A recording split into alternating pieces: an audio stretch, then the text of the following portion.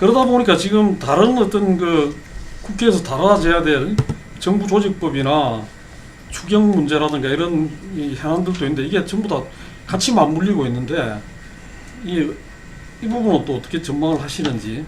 뭐 협치에 관해서는 아까 여러 가지 이야기들이 나왔습니다만은 결국은 이런 것들이 지금 말씀하신 대로 뭔가 좀 국회가 변화된 모습을 보이고 마찬가지로 정부 여당도 이 변화된 모습을 보여가지고 좀 그 국회가 조금 더 바람직한 그 방향으로 그 나아가는 게 지금 기대해야 될 문제인 것 같은데 쉽지는 않은 것 같아요.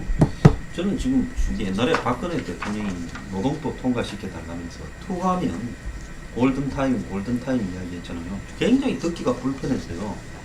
그때 골든타임이었으면 지금 벌써 무슨 골든타임 다 지나가가지고 다 죽었지. 근데 이번에 추경 통과시켜달라면서 일자리 재난이라고 이야기했답니다. 아니 그러면 이거 추경 안 해주면 일자리 재난이 생기고 추경해주면 일자리 재난이 안 생깁니까? 따져보면 진짜 추경으로 발생하는 제대로 된 일자리는 몇 개 없고 나머지는 전부 그냥 실효사업 비슷하거나 돈 나눠주는 건데요. 그런 어떤 관점에서 봤을 때 이 추경을 갖다가 과연 집권하고 이 추경을 편성해서 이것이 정말 경기가 부흥이 되어서 일자리가 창출되는 부분에 마중물 역할을 하기가 충분하냐. 정말 그렇게 해야 된다면 11조가 아니라 110조라도 해야 되죠. 근데 집권하고 난 뒤에 마치 뭐 이 당선 축하금처럼 돈 뿌리는 형태로 이 쓰여진 부분. 그 다음에 무슨 국채를 발행 안 한다 하지만 아니 박근혜 대통령이 담배값 올라가지고 더 들어온 돈 8조 갖고 쓴다. 그게 기본 핵심이라는 거 아닙니까 추경에. 그런 부분으로 봤을 때 이 돈을 어떻게 적절하게 쓰느냐라는 용도 부분에 대해서 야당이나 비판하는 사람들이 지적하는 부분이 일리가 있다고 봐요. 그렇기 때문에 이 부분에 대해서 야당이 통과 안 시켜준다고 압박하는 부분은 옳지 않다. 다만 저는 정부 조직법 개편은 정권 잡았으니까 마음대로 한번 해보고 책임을 져라고 그건 빨리 통과시켜줄 필요가 있다고 봅니다. 그건 통과시켜주대요. 추경은 그렇게 추경을 가지고 국민을 팔아서 압박을 한다고 통과시켜주는 문제는 아니다. 돈을 그런 식으로 뿌리기 시작하면 정말 국가적으로 재난이 올 수도 있다 이러고. 추경을 하면 재난이다. 근데 우리가 그 강경화 후보자 그 마지막 그 임명 처음에 만약에 강경화 후보자에 대해서 장관에 대해서 뭐 내정 철회라든지 혹은 뭐 이런 부분이 이루어졌다면은 여야 관계가 상당히 달라졌을 거다. 국회가 추경이든 지금 정부 조직법도 뭐 거의 안 바꿨잖아요. 이게 거의 이렇게 그 초기에 새 정부 이 출범을 원활하게 하기 위해서 거의 바꾸지 않은 상태에서 하는 거기 때문에 뭐 여당도 뭐 자기들도 이에 대해서 뭐 다른 어떤 이견이 없다고 할 정도인데 그 추경은 뭐 이 지금까지 뭐 국가재정법에 해당되지 않는다 하지만 역대 정부에서 다 그렇게 해왔고 경제 활성화를 위해서 추경을 편성했고 그거 다 재정법에 맞지 않죠. 이게 뭐 그런 가운데서 왔기 때문에 또 추경이 지금까지 그렇게 해서 통과 안 된 적도 없고 그래서 이 야당에서도 어떤 이 바른정당과 국민의당 같은 경우는 심사는 응하겠다는 게 처음부터 입장이었고 그러면 이것은 어떤 여야 관계에서 좀 큰 틀에서 말하자면 협치의 어떤 좀 이 기본이랄까요? 어느 정도의 어떤 그것만 흘러간다면은 새 정부 출범에 있어가지고 또 정부 조직법이라든지 처음에 추경 이런 것 들어갔다가 문제 제기는 하더라도 일단 그 부분은 이루어질 수 있도록 하는 것이 자기들도 지금 아까 말한 대로 여론조사 80% 70% 되는 대통령과 그런 속에서 야당이 계속 그러면은 그거는 어떻든 모습은 발목 잡는 양태로 밖에 보일 수밖에 없기 때문에 야당도 상당히 거기에 대한 생각을 갖고 있는데 그런 부분들에 대해서 이 여당이 전체 틀에서 어떤 조율을 갖다가 못했다 이렇게 보여지고요. 하지만 그거는 그거고 제가 생각할 때는 조금 시기가 이게 그 냉각기가 더 지나면은 정부 조직법이나 그 다음에 추경 문제도 그 야당이 협조 안 할 수 없을 거다 이렇게 봅니다. 그 강경화 장관 임명이 뭐 아까 우리가 논의가 지나가 버렸습니다만 나온 김에 조금 추가하자면은요. 강경화 장관 후보자 당시를 만약에 야당 요구에 따라 철회했다면은 협치에 아주 발전적으로 중요한 국면이 됐을 거다라고 김능구 대표가 얘기를 했는데요. 저는 그 임명하더라도 더 좋은 방식을 할 수 있었을 거다라고 봅니다. 임명하더라도 이미 그 전에 예컨대 조대엽 후보자를 지명해서 발표해 버렸으니까 대신 그거를 처리한다든가 실제 외교 관련 업무를 수행하는 역량을 떠나서 상징적인 의미가 상당히 주는 메시지가 있었다라고 강경화 후보자가 있다고 한다면은 임명하고 또 더불어서 국회한테 간곡하게 호소하는 그런 입장을 보였다면은 괜찮을 수 있었을 것이다. 그런데 그거를 대통령의 권한이라고 잘리면서 국회를 상당히 약간 무시하는 듯한 그런 발언하면서 국면이 안 좋아졌다는 얘기를 지적하고 다시 한번 하고 싶고요. 지금 그 여야 간의 국회 지금 협치 문제 관련해서는 당장 22일 아침에 지금 사당 원내대표단이 국회 운영 일정을 잡으려고 하다가 다 합의가 된 듯하다가 합의를 못하고 좀 결렬이 됐는데요. 아마 결정적인 요인은 역시 추경이었던 것 같습니다. 이미 그 전날 얘기가 정부 조직법 개정안 관련해서는 되게 뭐 합의를 보는 쪽으로 이미 좀 지나간 것 같고요. 뭐 논란이 될 만한 크게 뭐 개편된 게 없으니까요. 아마 논란이 되는 정도가 업무를 그 4대강 관련 업무를 전부 다 환경부로 넘기는 문제라든가 국민의 안전처에 대한 기능을 다시 완전히 축소해서 다른 쪽으로 바꾸는 문제에 대해서 이전에 여당들은 좀 불편해하고 있지만 그럼에도 불구하고 그냥 뭐 그 중소기업 벤처부 정도 추가하는 정도로 가는 지금의 개편안에 대해서는 가는 것 같은데 결국은 겉으로는 조국 수석 출석까지도 문제를 삼았습니다만 추경이 문제 될 것 같습니다. 조국 수석의 국회 운영위 출석은 이번에 대한 인사검증 쟁점에 초점을 맞추지 않고 업무보고 양식으로 할 때 아마 출석할 가능성이 있는데 22일 날 원내대표단 회의에서는 그 문제까지 못 해주겠다 해서 보이콧했다는 얘기가 나오고 있습니다. 근데 추경은 어떤 방식으로 조정할까? 지금 이현주 국민의당 수석 원내 부대표는 일단 심사하면서 내용의 적합성을 따져보자 얘기하고 있는데요. 그러면 내용의 적합성을 따지면 불만 표출한다고 하더라도 수렴할 가능성이 있는데 정우택 원내대표는 계속 지금 반대쪽으로 나가고 있어요. 이유를 하나 더 붙였어요. 보니까 지금 조만간 시간이 있으면은 7월 달에 통과시킨다고 하더라도 9월이면은 정기국회가 공식으로 진행이 되는데 그때 내년 예산에 넣어서 하면 되지 굳이 추경할 필요가 있겠느냐까지 해가지고 하고 있는데 추경은 좀 될 것 같은 대신 논란은 커질 것 같습니다. 다만 인사청문 일정을 제대로 잡느냐 역시 이 문제가 좀 관건일 것 같은데요. 그런데 계속해서 문재인 대통령은 추경을 조기에 지금 국회에서 해주길 상당히 강한 의지를 가지고 있는 것 같아요.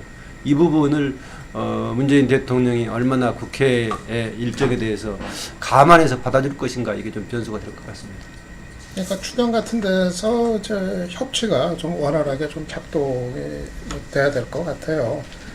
추경 자체를 뭐 야당이 무산시키는 거는 지금 뭐 바람직스럽지 않다고 이제 생각이 이제 되고, 다만 지금 국민의당, 특히 이제 국민의당 같은 경우가 이제 비판적으로 접근하고 있는 게 결국 이제 그 내용의 문제란 말이에요. 물론 이제 국가재정법 문제도 원칙적인 문제가 있지만은, 그래서 이제 그 공무원 증언용 뭐 추경에 대해서는 안 된다는 부분이라든가, 그래서 저는 그 구체적인 내용과 관련해 가지고 국민의당이나 이제 바른정당 쪽의 요구를 좀 들어줄 건 들어주면서 그 부분에 대해서는 적극적으로 좀 성의를 이제 보여주면서 그 내용의 어떤 그 이제 조정 이런 거를 통해 가지고 자유한국당이 서로 뭐 끝까지 반대한다 하더라도 그래가지고 이제 국회 내에서 이제 다수를 확보해서 추경을 이제 통과시키는 방식 뭐 그런 것이 이제 바람직스럽지 않나 이제 생각이 되고요.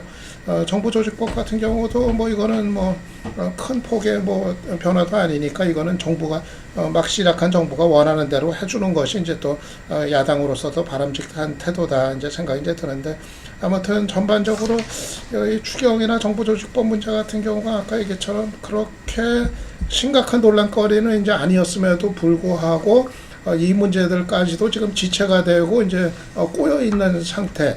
이게 역시 지금 국회에서의 이제 그 협치를 좀 원활하게 이제 작동시키지 못한 그런 이제 결과 아니겠는가 좀 생각이 듭니다.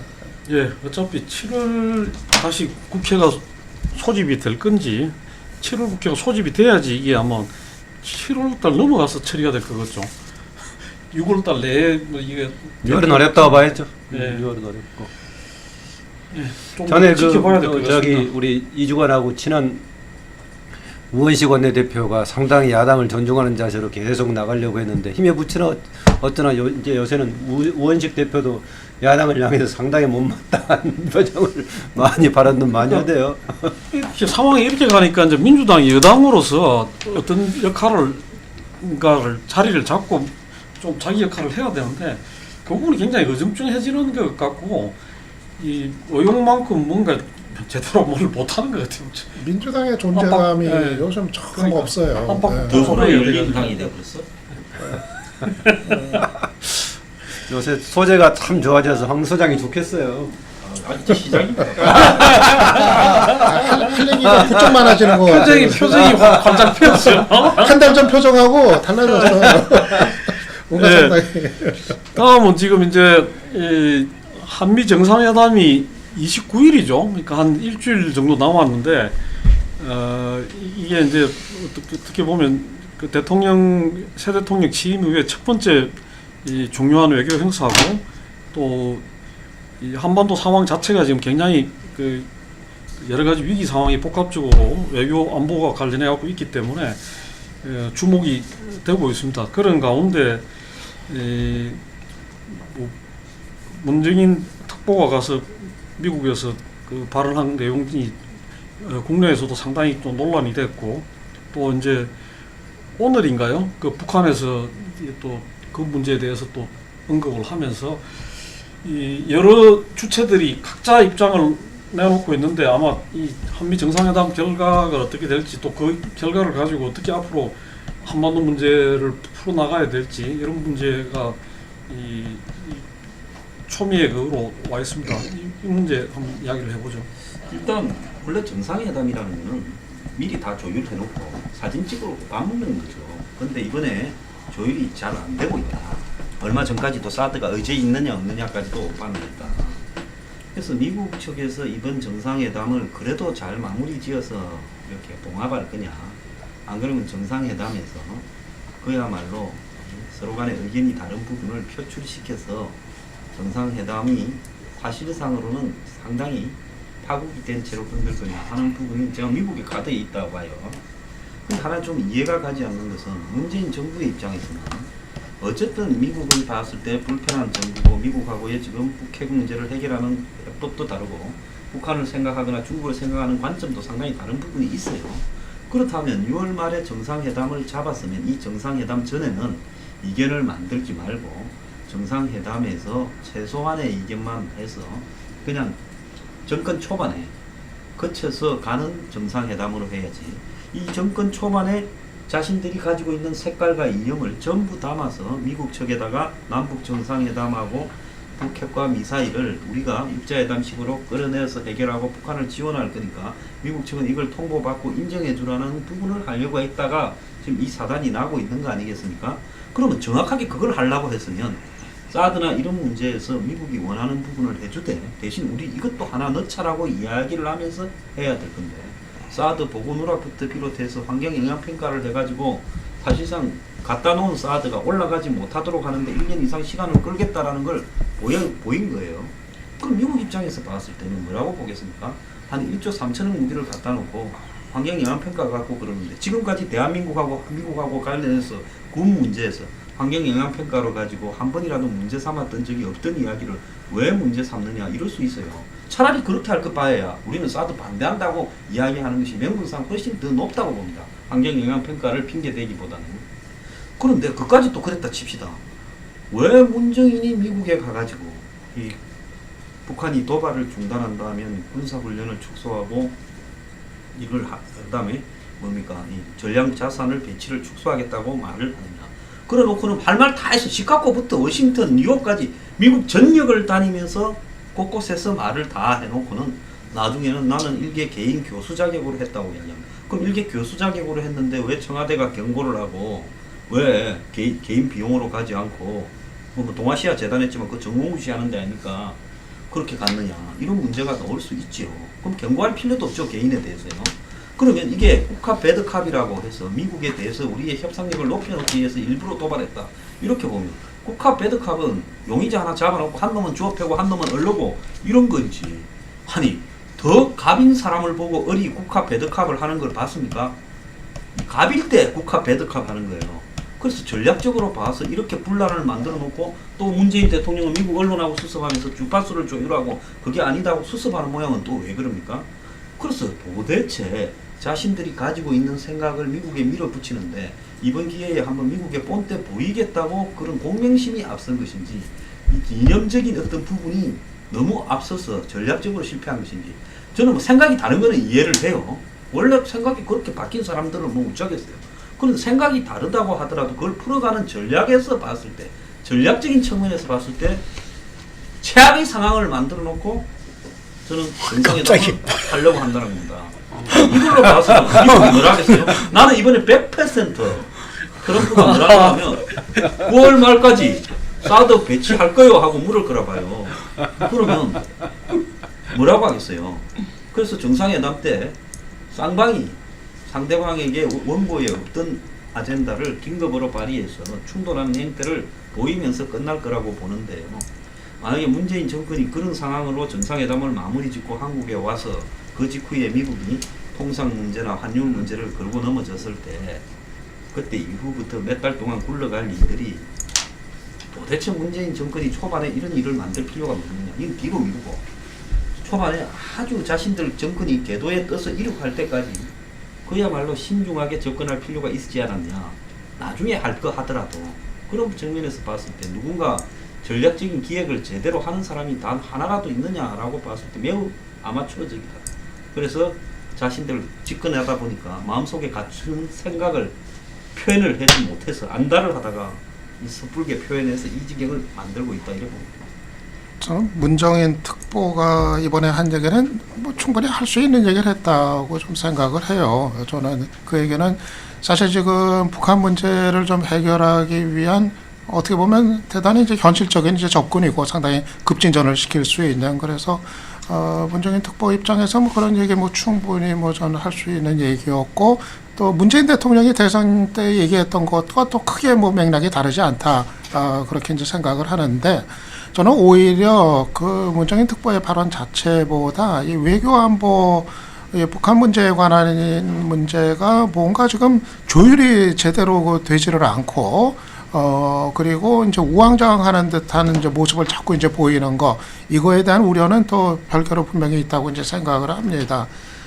지금 집권한 이래 보면은 사드 문제 같은 경우도 사실은 좀 우왕좌왕했던 모습을 보였었고, 처음에는 사드 문제의 어떤 이 근본 계획을 뭐 완전히 바꿔놓을 것처럼 그런 기세로 얘기를 하다가 결국은 또 그게 아니라는, 그래서 결국 뭐 국방부 뭐 정책실장 하나의 문제로 그냥 하고 그렇게 이제 그냥 끝내버린 거, 이게 뭐 굉장히 좀 분위기 자체가 오락가락하는 느낌을 줬고, 이번 같은 경우도 문 특보의 발언 같은 경우도 굳이 청와대에서 그렇게까지 또 엄중한 뭐 경고, 엄중하게 얘기했다는 식으로 해가지고 오히려 문제를 더 도드라지게 만들 필요가 있었는가 하는, 오히려 사실 내부적인 조율이 안 됐었던 게 더 이제 문제였는데 사후에 오히려 문제를 그런 식으로 하는 게 바람직했나가 하는, 물론 이제 한미 정상회담이 목전에 있기 때문에 그걸 이제 의식해서 그렇게 했습니다만은, 이번에 문 특보 같은 경우도 뭐 통일뉴스 보니까 이제 그런 불만을 얘기하곤 했다고 그러더라고요. 뭐 도대체 누굴 만나서 얘기를 하려고 해도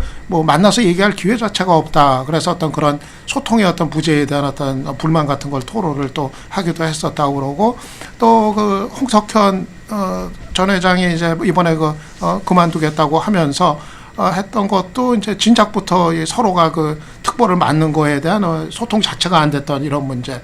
지금 여러 가지로 이 외교안보 라인에서 뭐 정용 지금 안보실장 같은 경우도 사실 통상 쪽이지 뭐 북핵 쪽은 이제 원래 아니었었고, 그리고 뭐 지금 뭐 강경화 장관 같은 경우도 역시 또 청문회에서 봤지만은 또 이 북핵 문제에 관해서 사실 뭐 이렇게 경험을 갖고 있는 경우는 이제 아니었었고, 그래서 이 외교안보 라인 전체의 어떤 그 이른바 키맨이 지금 부재한 이제 상황, 여기에다가 당연히 지금 이 중요한 시점에 충분히 내부적으로 조율이 되고 이거 대처를 해야 될 문제가 보면은 조율이 안 됐다가 터져 나오면 그때 가서 이제 우왕좌왕하는 모습을 반복적으로 지금 드러내고 있어가지고 사실 문재인 정부가 이제 준비된 정보를 표방을 했었던 건데 가장 준비가 필요했던 게 지금 한반도 상황 놓고 보면은 바로 이 부분이었다고 생각이 되거든요. 외교안보 부분, 북핵 문제, 북한 문제. 근데 정작 제일 준비가 필요했던 부분에서 오히려 지금 상당한 지금 취약점들이 지금 노정이 되고 있는 거 아닌가 생각이 돼가지고 글쎄 이게 한미 정상회담 결과가 어떻게 될지도 사실 지금 불안한 이제 상황인데 뭔가 이쪽에 대한 좀 특별한 이런 좀 대책들이 필요한 거 아닌가 좀 생각이 이제 됩니다. 저는 뭐 좀 다른 얘기 같습니다만 특별보좌관의 지금 정부 조직법상의 지위가 뭔가 상당히 애매해요.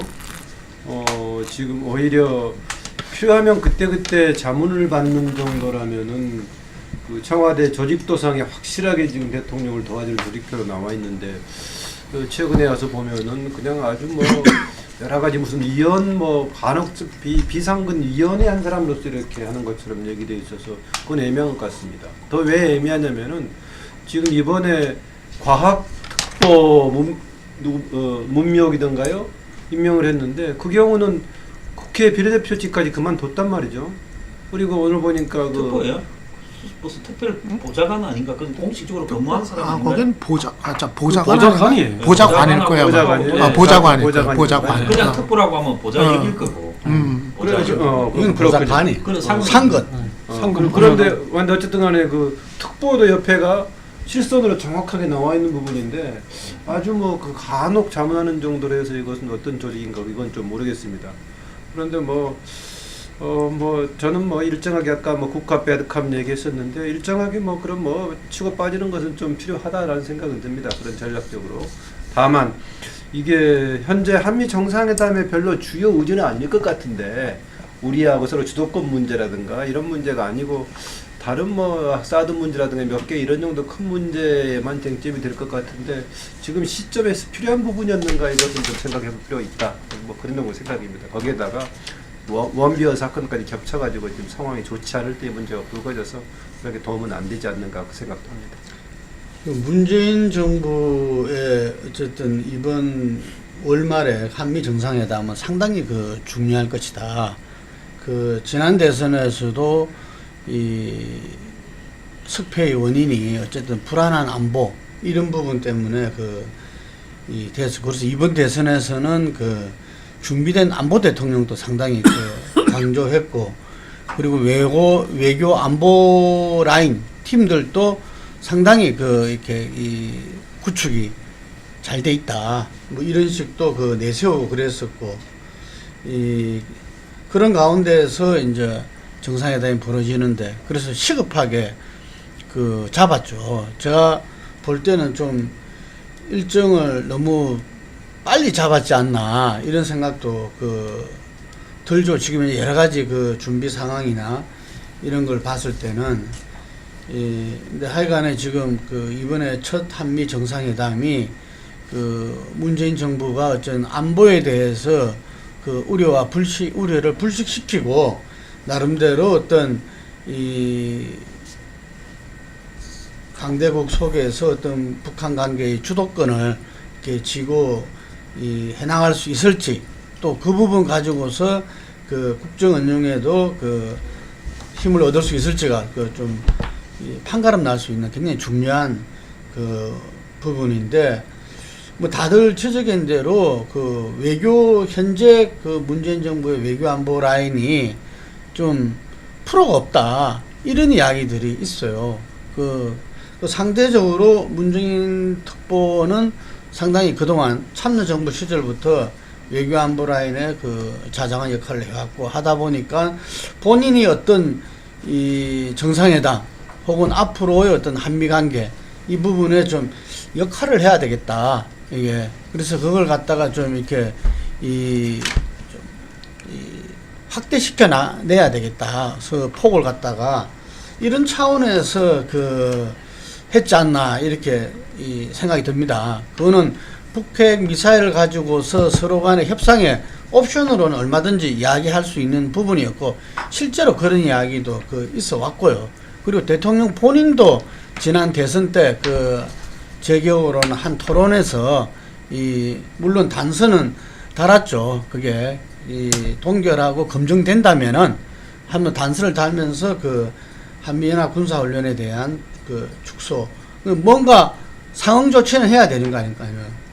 그랬지만 지금 현재 여러 가지 사드가 이렇게 환경영향 평가로 사실상 연기된 그 마당에 이런 부분들을 직접적으로 그리고 공개적으로 정상회담 앞서서 할 필요가 있었을까? 그게 조금 이렇게 내부적으로 이야기되는 게 좋지 않았을까 이런 생각 드는데 방미한 이야기를 들어보면은 미국 측에서 어떤 반응이나 이런 부분들이 상당히 굉장히 억압적이었고, 예를 들면 지금 문재인 정부에 대해서 사드의 부지에 있던 환경연합 평가로 연기하는 부분들에 대한 강한 불쾌감을 이렇게 표출했다. 뭐 이런 이야기 속에서 뭔가 좀 여지를 넓혀놔야 된다. 뭐 거꾸로 이렇게 됐지 않나 싶어요. 예, 그러나 저러나 어쨌든 간에 미국 외신 두 군데와 어떤 인터뷰를 하면서 상당히 대통령으로서는 저는 최선을 다했다. 이렇게 한미 기분 동맹 속에서 어쨌든 함께 간다. 뭐 트럼프 대통령하고 여러 면에서 같은 생각이다. 뭐 이런 걸 강조하고 했던데, 하여간 이번 한미 정상회담이 현실에 기반해서 서로 논의되고 정리되어야 되지 않나. 사드 문제도 그렇고 지금 현재 이 북핵 가지고서의 협상 부분을 실질적이고 구체적으로 스타트해야 된다. 그 속에서 과연 트럼프랑 그런 부분이 제대로 이루어질 것인가, 뭐 이런 부분은 상당히 우려스럽습니다. 네, 근데 제가 보기에는 그렇습니다. 제가 보기에는 한미 정상이 이 시점에서 만나가지고 우려하는 대로 그렇게 이렇게 서로가 어떤 감정을 노출하거나 이견을 그걸 하는 그런 식으로 마무리되겠는가, 그렇지는 않을 거다. 그런 점에서는 회담 결과 자체는 속내는 우리가 좀 더 두고 보고 그게 어떻게 현실화되는가는 봐야 되겠지만은 회담 자체는 그렇게 성공적으로 되지 않겠냐 이렇게 봐지고, 또 그 과정에서 지금 걸려있는 문제들에 대해서 뭔가 조금 명확해지고 구체화되는 그런 방향으로 가지 않겠나 그렇게 생각이 됩니다. 좀 일주일 남았으니까 그동안 더 잘 준비해가지고 좋은 성과를 거두는 회담이 되기를 바라면서, 그 다음에 지금 6월 말 7월 달 가면 자유한국당 전당대회가 있고 또 바른정당도 지금 곧 저게 있죠. 바른정당 26일. 바른정당 네. 먼저 있죠. 며칠 안 남았죠. 지금. 바른정당이 6월 26일이고 자유한국당이 7월 3일. 야당의 지도부 교체가 있고, 그러면서 지금 국민의당은 최근에 보면 상당히 이제 향후 어떻게 가야 되느냐는 걸 놓고 내부 고민이 좀 깊은 그런 것 같아요. 그러니까 자유한국당이나 이쪽하고 계속 야당 공조로 갈 거냐, 아니면 일정하게는 문재인 정부와 협치의 어떤 그런 그게 되면서 파트너가 되면서 다른 야당하고 또 일정한 좀 거리를 두고 케이스로 갈 거냐 이런 걸 고민하는 것 같은데, 그런 문제를 좀 이야기를 해보죠. 지금 국민의당이 사실은 지금 여소야대의 키인데요. 근데 문제는 국민의당의 불행이라는 거는 이 호남 정서의 당의 존립을 기대가 있고 자신들이 키를 가진 게 아니라 문재인 정권이 국민의당 보고 내일이라도 연정 비슷하게 하자, 정의당이나 국민의당 보고 해버리면 그럼 국민의당은 별 이의 없이 거기에 들어올 거라고 봅니다. 근데 문재인 정부에서 현재 지지도가 높은 상황에서 국민의당에 뭘 떼주면서 이렇게 할 생각이 없다라는 부분이 더 중요한 거 아니겠어요? 과거에 호남 동교동 저 사람들하고 연정 갔다가 나중에 또 통합하거나 이랬을 때 그것도 또 나중에 정권에 귀찮은 화근이 될 수 있다. 이렇게 보고 적당히 거리를 두면서 적당히 그냥 주는 거 없이 이용하려고 한다 라는 부분에 대한 국민의당의 지금 불만이 저런 식으로 표출되고 있는 거 아니겠습니까? 그렇기 때문에 이 어떤 합의에 어떤 접점은 언제 찾아지느냐. 문재인 정부의 지지율이 좀 더 내려가가지고 50% 이제 이렇게 밑으로 떨어질까 말까 할 때는 저는 연정이 될 거라 이렇게 보고 있습니다. 그때까지는 저럴 수밖에 없다고 저는 보고 있어요. 그리고 이제 이 바른정당은 저는 유승민 의원이 말했던 개혁보수라는 그런 어떤 가치적인 측면은 맞았지만은 지금 바른정당의 당 대표 선거에 나온 사람 몇 명이나 최근에 바른정당이 문재인 정권 한 40일 동안에 보이는 태도를 보면 좀 보수 정당으로서 존립의 가치가 별로 없어져 가는 것 같아요. 그러니까 지지율이 갈수록 떨어지고 있고 누가 전당대회에 나와서 누가 대표에 되는가가 지금 언론에 한 줄 관심도 없습니다. 그런데 비해서 이제 자유한국당은 사실은 뭐 박근혜 문제를 제대로 정리하지 못하고 있고 태형적으로 가는 모양새도 있지만은 어쨌든 그래도 이 덩치가 크다고 과거에 집권도 해보고 야당도 해봤다고 지금 현재 문재인 정부와 이런 트러블들을 인사청문회에서 만들어가고 뭐 안보 이런 걸 이야기하는 속에 미세하게나마 지지율은 좀 오르고 있어요. 근데 자유한국당에는 아마 홍준표 전 후보가 대표가 되는 것은 거의 확정적인 것 같아요. 내부에 보면 상대도 좀 시원찮고 친박들도 분열돼 있고 그렇게 되면 어쨌든 홍준표 대표 입장에서 내년 지자체 선거에서 자기가 주도권을 쥐고 그래도 뭐 유사하게 야권에 접근하는 성적을 올려야 자기가 살아남지. 안 그러면 지자체 선거에서 수도권에 한 석도 못 얻는다든지 하면 자동적으로 정계 퇴출 아니겠습니까? 그렇다 하면 이제 무슨 뭐 투쟁하는 모습도 보이고 한편으로는 이 박근혜 전 대통령 세력과 이렇게 전련하는 모습도 보이고 또 한편으로는 뭐 개혁적인 내용도 또 던져야 되고 이런 부분이 남아 있는데요. 어쨌거나 순탄하지는 않겠지만은 지난 대선 때 보면 홍준표 후보니까 24%까지라도 갔다 봅니다. 딴 사람이면 그까지도 못 갔을 거예요. 그러니까 지금 자유한국당이 무슨 지지율을 30% 올려서 이렇게 가겠다라는 상황도 아닌 상황 속에서 새 집행부가 들었으면 거의 투쟁 일변도로 해서 상당히 이렇게 강경하게 갈 거다. 그렇게 되면 전국이 곳곳에서 파열음을 불러일으킬 거고 그렇게 되면 바른정당도 이제 선택을 해야 될 상황이 몰릴 거다. 그러면 결국 130석쯤 되는 이 야당 세력들이 전체적으로 정권하고 강경 투쟁하는 모양새를 보일 건데 이 부분에 대해서 이제 과연 여권은 어떻게 할 거냐. 그러면 안정적인 국회 운영을 위해서 국민의당과 연정하는 행태를 보일 것이냐. 이제 이런 부분이 남아 있는데 결국 문재인 대통령의 선택에 달려 있다고 저는 보고 있습니다. 저는 바른정당, 국민의당 등은 지금 거론이 안 되고 있는 향후의 전망을 위해서는 선거제도 개편에 주력하지 않는 한 이후의 전망이 불확실하다라고 봅니다. 특별한 상황에서 이제 바른정당도 입지를 했고 국민의당도 지금 제3당으로서 자리를 가진 거죠. 지금 통합을 하지 않는 한 쉽지 않은 측면이 또 뭐가 있냐면은요. 어쨌든 간에 그 더불어민주당도 호남권에 상당한 지지 기반을 가지고 있는데 통합한다고 하면은 현역 의원들은 전부 국민의당 소속이 지금 장악하고 있는 거 아니겠습니까?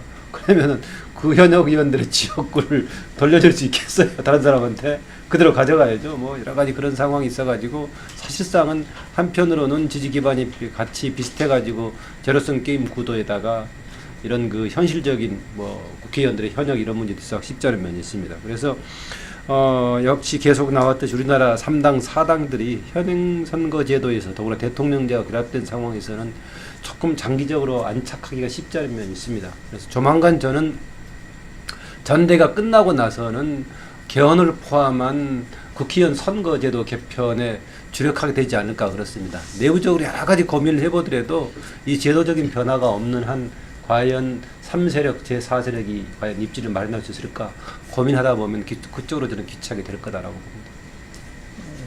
선거구제 개편 문제는 아마 저는 뭐, 결국 뭐 되지 않겠는가 되는 방향으로 가지 않겠나 그렇게 좀 예상을 이제 합니다. 어차피 지금 여소야대에서 여당 쪽에서도 이 협치 환경을 마련하는 데 있어서 그게 대단히 이제 중요한 고리가 될 수 있고 그래서 국민의당 이제 바른정당까지 이제 좀 이제 끌어들일 수 있는 그런 이제 고리가 될 수 있기 때문에 그래서 아마 국민의당이나 이제 바른당 같은 경우는 선거구제 개편 내지는 개헌에서 결선 투표제 도입 아마 이런 거를 통해 가지고 이제 좀 존립이 가능한 환경 그거를 모색하지 않겠나 생각이 되는데 다만 이 바른정당 같은 경우는 지금 한 명만 지금 나가버리면은 교섭단체가 이제 무너지게 돼 있기 때문에 아마 그 부분은 대단히 좀 유동적인 부분이 될 것 같아요. 그래서 뭐 여러 가지 가능성이 있을 수 있겠죠. 뭐 유지가 되는 경우 무너지고 그러면은 남은 사람들이 어떻게 할 것인지 뭐 등등 뭐 국민의당과 뭐 공동교섭단체 뭐 그런 그림 왜 가능한지 뭐 등등 여러 가지가 있을 수 있겠는데 아무튼 지금 바른정당 같은 경우는 굉장히 지금 쉽지 않은 상황인 것 같고요. 막상 뭐 독자적인 어떤 존재감을 보이는 게 대단히 지금 어려운 이런 모습을 계속 보이고 있고 특별히 지금 자유한국당하고 또 다른 게 뭔지 막상 또 이 국회에서의 여러 가지 그 대응 보면은 별로 이렇게 눈에 띄지도 않고 국민의당 같은 경우도 역시 굉장히 지금 힘겨운 상황인 것 같아요. 이 행보 자체가 기본적으로는 자유한국당 그리고 바른정당과 함께 그 세 야당이 같은 편이 돼 버리면은 국민의당은 이제 추락을 하게 돼 있는 그런 이제 구조고 그것이 아니라 이제 그야말로 그 중간 지점에서 이 균형을 맞춰 나가야 될 이제 위치인데 그래서 국민의당 같은 경우는 저는 좀 이 선택과 집중이 필요한 거 아닌가 생각이 들어요. 그러니까는 지금 문재인 정부에 대해서 협조할 거는 더 적극적으로 이 협조를 해주고 다만 그 야당으로서 정말 이제 짚고 가야 될 것들은 아주 또 세게 이제 짚는 그거를 통해서 야당의 존재감을 보여주는 아마 그 선택과 집중이 좀 그 지혜가 이제 필요한 거 아닌가. 그래서 또 너무 지금 호남을 기반으로 하는 그거는 뭐 앞으로도 상당 기간 뭐 어쩔 수 벗어날 수가 없는 거고 그래서 아마 그 점을 고려해 가지고 좀 가야 되지 않겠나 이렇게 봅니다. 오늘 그 원내대표 협상이 결렬된 부분 기사의 사진이 원식 원내대표가 울먹이는 원식 원내대표 이렇게 사진 캡션이 이렇게 그렇게 나왔어요? 네, 돼 있던데 그 원내대표 되면서 어쨌든 그 야당과의 관계에서 역지사지로 이렇게 그 협치를 잘 풀겠다 이렇게 이제 이야기했는데 상당한 그 한계를 갖다가 지금 느끼면서 그렇지 않을까 싶어요. 그 지난번에 그 모여가지고 어쨌든 강경화 후보자에 대한 재고 부분들을 갖다가 야당이 다 오원식 대표한테 좀 청와대 이 뜻을 전해달라 뭐 이야기도 하고 했는데 그게 제대로 이렇게 감질되기는 어려웠고 이런데 제가 볼 때는 지금 우리 문재인 정부가 촛불의 민심에 의한 어떤 좀 새로운 어떤 정치, 새로운 대한민국을 열어 나간다면 그 속에서 어떤 그 여당의 역할에 대해서 좀 이 변화가 필요하지 않느냐. 지금 이 청와대에 의한 어떤 어째 말하면은 뭐 이전 정부에서 여의도 출장소 뭐 이런 이야기도 들을 정도로 이 존재감이 없었죠. 이게 그랬는데 지금 오히려 청와대에 맞설 수 있는 여당 정말 국민의 바다 위에서 당정청의 중심으로서 야당과의 협상과 또 이 합의된 부분, 결론 부분, 거기에서 고려되는 부분들을 청와대 제대로 전달하고 청와대에서 어떤 예를 들면은 이번에도 뭐 이 문재인 대통령이 야당은 뭐 이 전쟁을 하자는 거냐 뭐냐 이렇게 이야기를 했는데 그것이 아니다. 실제로 이러저러하다는 그 속내를 가장 잘하는 게 여당이니까 여당이 좀 이 현재 이 대통령과 청와대 관계에서 좀 새로운 어떤 컨셉과 스탠스를 가져 나간다면은 많은 부분에서 변화가 오지 않을까. 그런 부분이 아마 여당의 그런 역할을 맡은 사람들이 또 그렇지 않는 사람들이라도 이렇게 저는 입을 열어야 된다 봐요. 그렇게 스피커가 많던 민주당이 지금은 거의 말하는 사람이 좀 없어졌다. 문제 제기를 하는 사람이 없어졌다 할 정도인데 그래서 이 여당의 분발을 다시 한번 더 촉구합니다. 지금 박근혜 정부가 제일 문제가 뭐냐면 진짜 당시 친박들을 중심으로 놓고 당시 새누리당을 여의도 출장소처럼 썼다라는 게 제일 큰 문제였지 않습니까? 그러면서 대통령이 당내에 누구를 쳐라 마라까지도 세세하게 좌우했는데요. 이번에는 그렇게 여당에 뭐 오다를 내리고 안 내리고가 아니라 전국 운영의 모든 이런 전략, 나름대로는 지지율을 올리는 전략을 청와대에서 누군가는 이렇게 짜는 팀이 있는 것 같고, 그러면서 지금 던지는 모든 해법까지 다 그렇게 가는 것 같아요. 예를 들면 이번에 탈원전 하기로 한 거 있지 않습니까? 지난번에 미세먼지 대책을 할 때 뜬금없이 화석 연료하고 탈원전 이야기를 하더라고요. 제목은 미세먼지인데.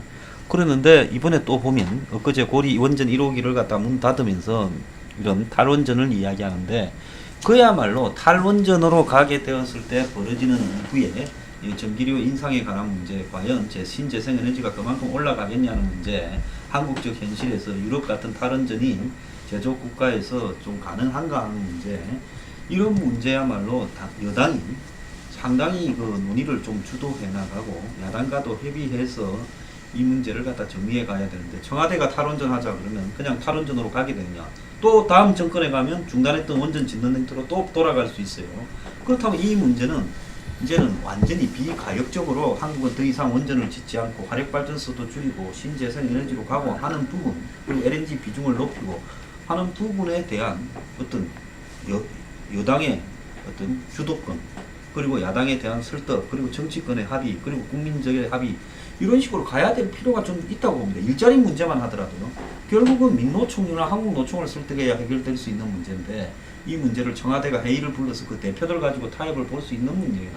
그 다음에 노조 개혁에 있어서 재벌도 개혁돼야 되고 또 노조도 또 개혁돼야 되는 문제가 있는데, 이건 거를 여야에서 해결하지 않고 과연 일자리위원회에서 합의해서 던져주면 국회에서는 무조건 통과시킬 수 있을 것입니다. 이런 문제들에 대해서 청와대가 할 수 있는 것, 그리고 여당을 이용해야 되는 것, 이런 부분들을 좀 구분해서 가야 되는데, 청와대가 완전히 주도해 가고 있는 모습들이 매우 우려스럽다. 그래서 지금 여당에서는 말은 안 해도 저래 가다가 좀 있으면 자빠질 때가 올 거고 그때 우리 볼 거다 생각하면서 빨리 자빠져라 이러고 있지 않겠어요? 내가 너무 직설적으로 이야기할 뿐이지.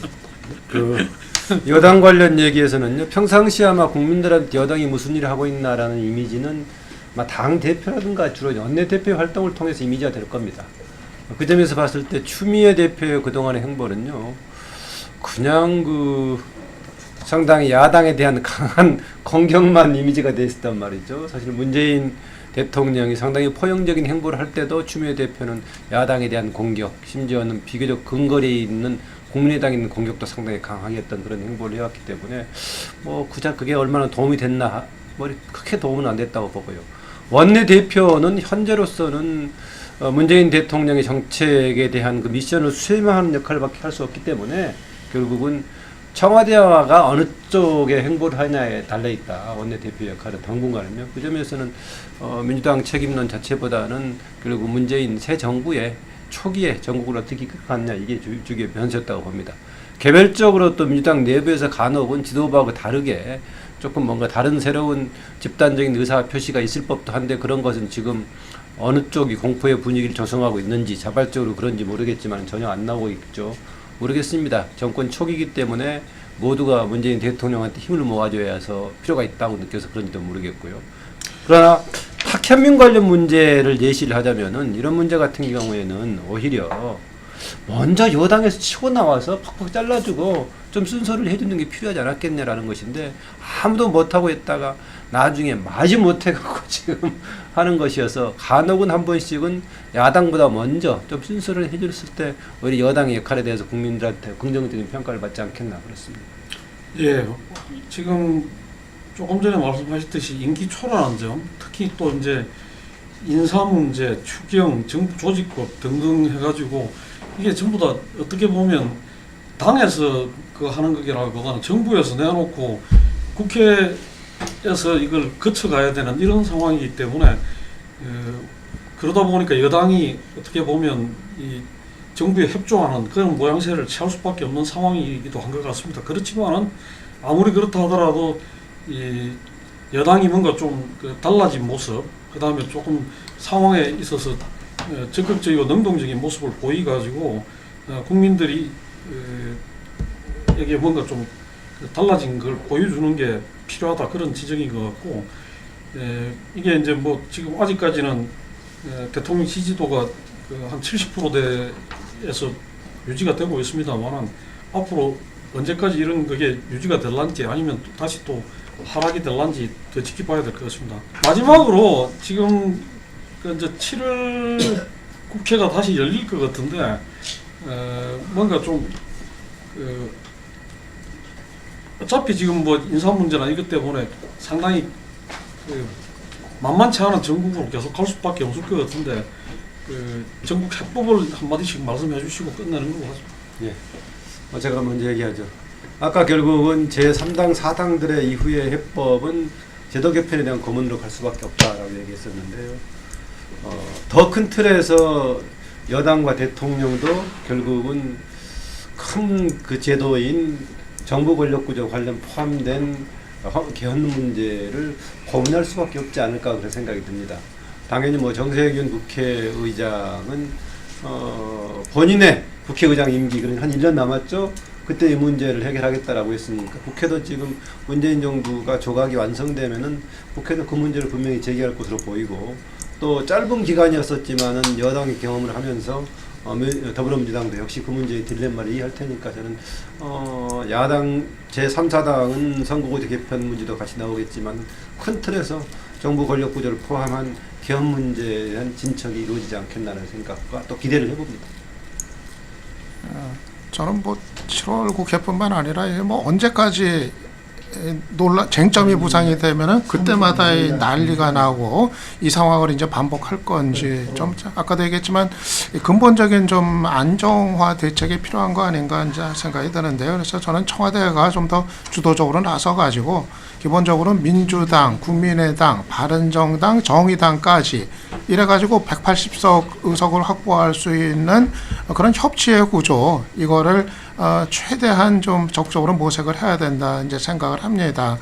물론 이제 연정이 아닌 수준에서 그 수준이라는 게 뭐 제한적일 수밖에 없지만 최대한 그 숫자가 우군이 될 수 있을 때 국정의 그 안정적 운영이 비로소 이제 가능하다 생각을 이제 해보는데 뭐 이 조각 지금 몇 자리 남아 있습니다만은 뭐 왜 그거를 다 그냥 혼자서 다 채웠을까? 전 그런 생각도 이제 들어요. 좀 뭐 연정이 아니니까 뭐 그 각 당의 야당의 뭐 국회의원이 뭐 입각을 하는 건 아니라 하더라도 예를 들면은 그 당에다가 뭐 어떤 인사를 뭐 추천을 해달라 당 소속이 아니라 하더라도 그래가지고 몇 자리 정도는 그렇게 하려는 어떤 모습을 보이려는 시도라도 이제 하든가 아무튼 좀 너무 이거를 그 부분을 지금 이제 소홀히 하고 지금 집권 이후 지금까지 시간을 이렇게 쭉 이제 가져왔던 거 아닌가 생각이 들어서 이제라도 아무튼 좀 이 협치의 안정적인 구조를 마련하는 이 근본적인 대책에 좀 특히 그 청와대가 이 눈을 돌릴 때가 아닌가 이제 생각을 합니다.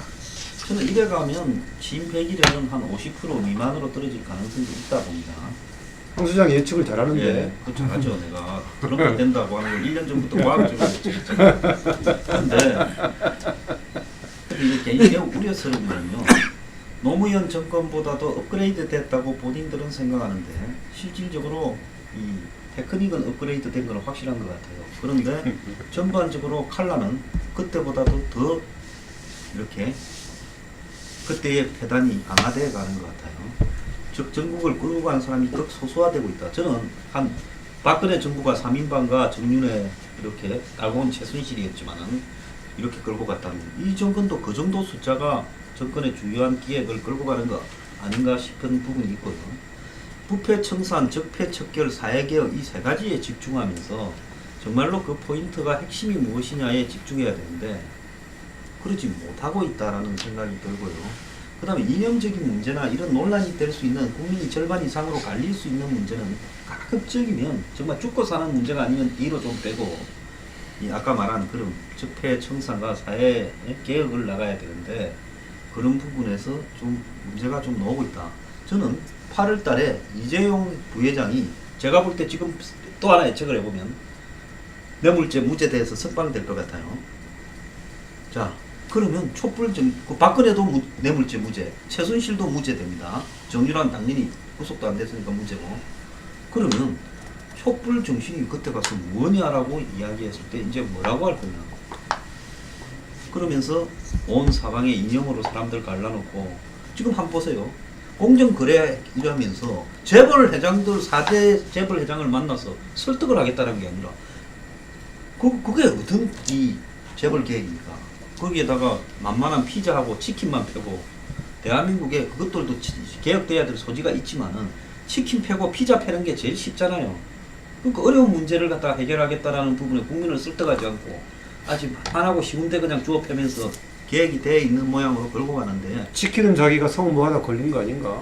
그 저는 좌우간 일별로 봐서 경제개혁도 어디 정운찬이가 모처럼 옳은 말을 하나 했어요.